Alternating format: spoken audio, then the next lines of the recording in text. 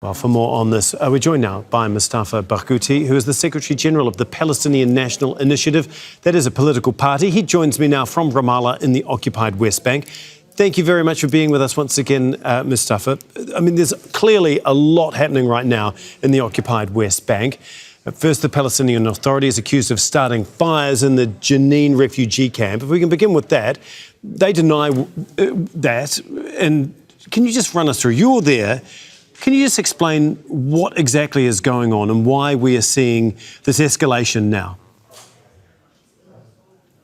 There is no justification for this escalation, and I think the last thing that Palestinians need is now a violent confrontation between Palestinians and Palestinians, especially armed confrontation.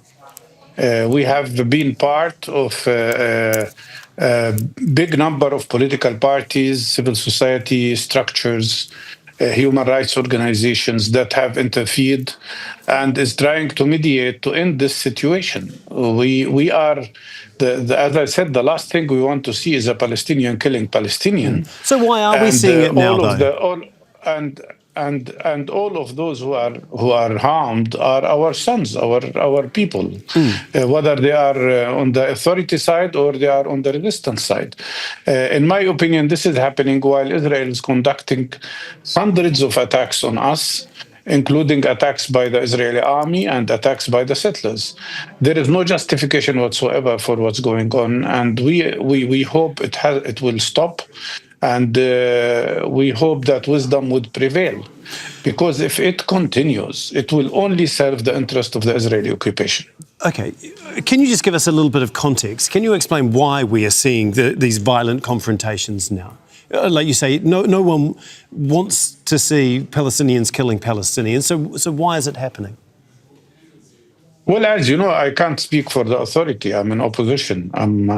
This question has to be directed to them. But maybe some of them think that by doing so, they are protecting the West Bank from huge damage that could be made by the Israeli army. Unfortunately, the Israeli army is already damaging every other city in the West Bank and every other refugee camp and every other village. So that kind of explanation does not stand, actually. I don't know if some of them think that by doing such a thing, this can create the impression that the Palestinian Authority is capable, but that also misses the point that the main party that is trying to destroy the ability and authority of the Palestinian Authority is the Israeli side. And such confrontations make the authority even weaker.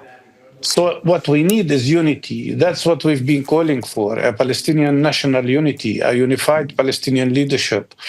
Us together standing up to the Israeli settlers' attacks, which have gone beyond any red line.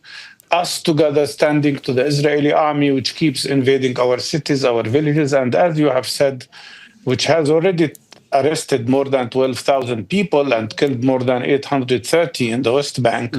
The total number of Israeli attacks, whether from settlers or the army during the last year, is no less than 16,000 attacks on Palestinians. Just on that, you were talking about the prisoners. What will their fate be? There's been a lot of talk recently about negotiations progressing in terms of a ceasefire deal. Will they be part of any deal that is done, do you think? And how important is it that they are intrinsically linked to any ceasefire deal? Of course, that's very important, but I don't expect that Israel would release the 12,000 prisoners. Of course not. The maximum we could think about is probably 100 or 200 or maybe a little bit more of those who have long-term sentences. But the reality is that we have 12,000 people arrested in the West Bank and probably more than 4,000 in Gaza. The reality is that 58 Palestinian prisoners from Gaza and West Bank have already been tortured to death in Israeli prisons, and a deal will not bring them back to life. What we need here, besides the deal that is being concluded and which we hope will happen, if the pressures on Netanyahu will force him to accept a deal, what we need is a release of all Palestinian prisoners, especially the 3,400 who are under the so-called administrative detention, meaning there are no charges, and they themselves don't know why they are in jail, and their lawyers don't know why they are in jail. Okay, we'll have to leave it there. But as always, we really do appreciate your insight, Mustafa Barghouti, for us there. Thank you. Make sure to subscribe to our channel to get the latest news from Al Jazeera.